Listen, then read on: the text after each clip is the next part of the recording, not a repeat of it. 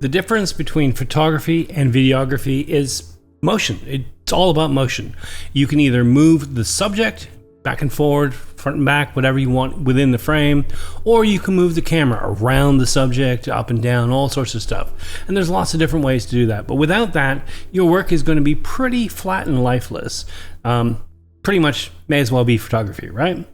So this is where today's subject comes in. This is a turntable. I do believe that a lot of people who are focused on within the studio work, small subjects, whether it's product photography or still lifestyle stuff, eventually a turntable pops into your mind. If I could get that thing to spin, that would be awesome.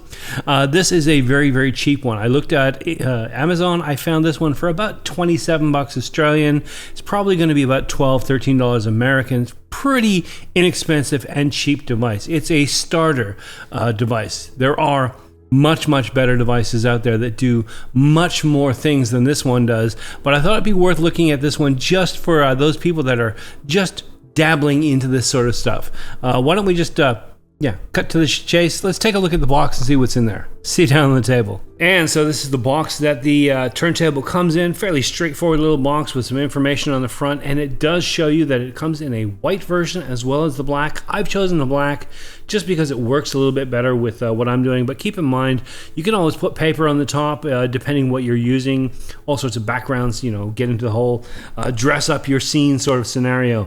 Inside this box there is a bunch of little things. One is a quality control card. Just got that usual stamp right there.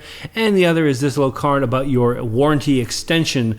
I haven't even bothered with this. It's so inexpensive that if it gets damaged, I will just buy another one. So that's pretty much what's there. You'll also get a USB-C charging cable just to keep this thing up and running. Now, I have to point out before I go any further, this device does not have a built-in battery.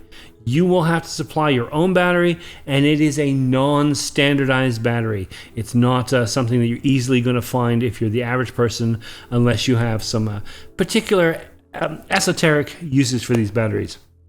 I'll show you closer about that in a second. On top of that, you will get, yes, a manual. And the way it's folded, of course, it's not English, and it will show you everything there. But if you flip it over, it gives you everything you need here. A rotating display stand gives you all the information about the power and the buttons and stuff, and how much weight. It will hold up to 0.6 pounds, so not the heaviest capacity, but it does well for small products. And it explains what the buttons mean, which I'll try and do myself. So let's push this to the side. Let's look at the device.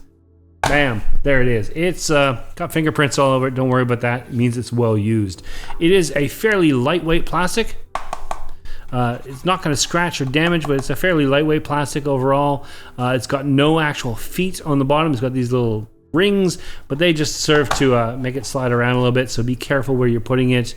If you really want to make sure that this sticks, a little bit of that drawer liner that you can cut a small square of that, throw it underneath. It'll be a little bit more firm if you need to work around that, but I found no real issues with it.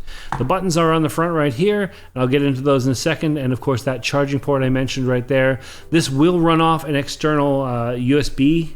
If you've got a power blank or something and you want to just run a cable off to the side and run on off that, it will run just fine. It can take external power from that sort of source. But if you want it to be internally powered, you're going to have to get a battery. This is your battery compartment here. It looks fairly standard. We've seen these all our lives. Positive up there, little spring where the negative is, and you just plop your battery in. However, this is not AA, AAA, or anything like that. This is an 18650 lithium-ion battery compartment. Does have that built-in charger, like I said, but unless you're using these for other purposes, flashlights and that sort of thing, you may not have one lying around. I happen to have a whole bunch of them, so I was lucky right out of the gate that I had one handy, but I didn't even realize when I ordered it that it didn't have an internal power supply. So you just pop that in like that, and you're pretty much good to go. And then, of course, just pop that back into place. Boom. Looking at the front, you have 3 controls right here. One of them is the speed, one of them is whether it's going left or right, and the other one is the angle adjustment. So that is supposed to... No, actually, that's wrong. I'm remembering the mistake I made. I initially thought that the angle adjustment meant that it would tilt a little bit, so you could have a sort of tilted bit. That's not how this works. The way you start it, hold it down, and then it starts spinning, as you can see. If you want to change the speed, you hit that again, and it gradually goes a little bit slower. One more time, even slower than that, and one more time. Goes back to the fast. Right down here, you have a light. This will light up when it's charging or with external power, but it will not light up with the battery. The RL control is your left and right, so if I hit that now, goes the other way. And the angle adjustment, as you can see right now, it's by default 360. And if I click, it is doing, what is it, the 180, so halfway there. No, that's the 90, sorry. And if I click it again, 180. Let's just take a look at that. I've got a little paperweight here. Pop that on.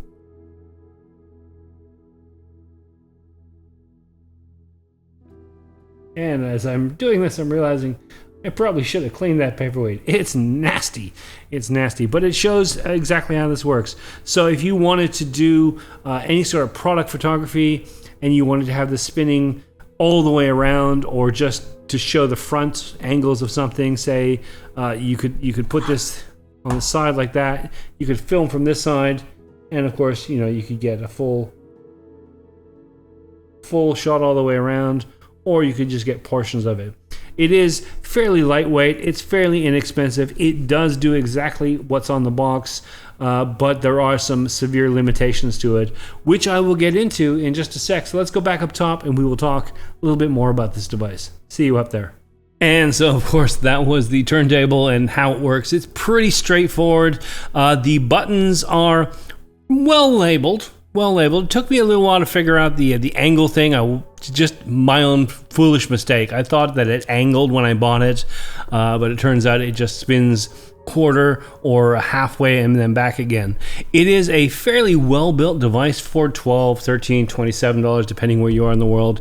It's solid, relatively durable. I wouldn't stand on it. It says on the side of the box that max loading 22 pounds. I do not believe that. I've not pushed it too far, but I don't believe that this thing would be capable of holding 22 pounds on top. That seems a bit ridiculous.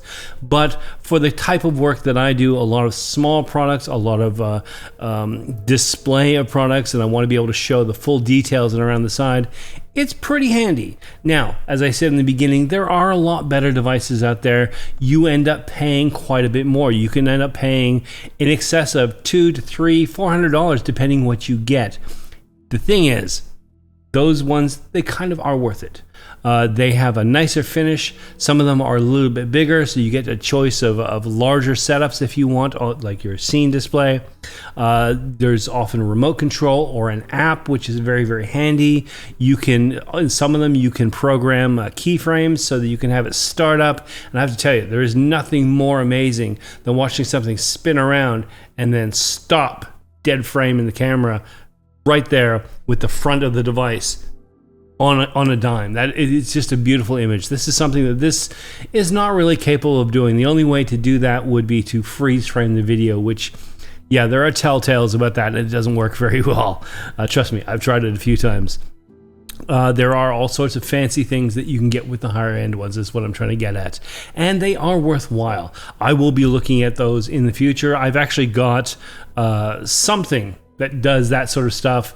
I'm not too happy with it, but it's pretty good, and it was quite a bit more than this device. This is a gap measure, let's put it that way. For me, it's a gap measure. For you, if you're just looking at starting with product videography, or if you just want to show off some of your stuff, maybe on Instagram or on the socials, and you don't really want to get fully invested in this sort of thing, this will do a very good job. It is consistent. It doesn't speed up or slow down. It doesn't have steps. It seems to be very smooth in the way that it turns, which is a very important thing. You don't want it to go click, click, click, click, click, click. Speaking of which, for the photographers watching, I'm sorry, this is completely useless for 360-degree photography because it doesn't stop those ways. But for video, it's pretty good. Yeah, like I said, if you're looking at an entry-level device for those sort of things, for social media, just to show off one or two things that you have here and there, or you're just moving into this realm and you're overwhelmed by the amount of things that you've just discovered you need, whether it's ND filters, lights, light modifiers, colored filters, colored gels, remote controls, sliders for your camera, all these things. There's so much to spend on. If you want a place where you can economize just a little bit, just for a short period of time, just to get some sort of motion in there while you focus on the other things, this is a pretty good choice just for that. I've been using it quite a bit. As I said, I've got other things that can do this job. I've got other ways to move my camera and inject some life into my video. But I've been falling back on this quite a bit over the last couple of weeks because it's simple, it's fast, it's easy, it works. Yeah, I've been enjoying it. So with that said, I think I've said everything I need to. It's your call. You know, if you go for this or something similar to this, or if you want to hold off to the future and get one of the bigger boys. With that said, I'm done. I'm out of here. Thank you so much for watching. I'll catch you next time. Stay creative.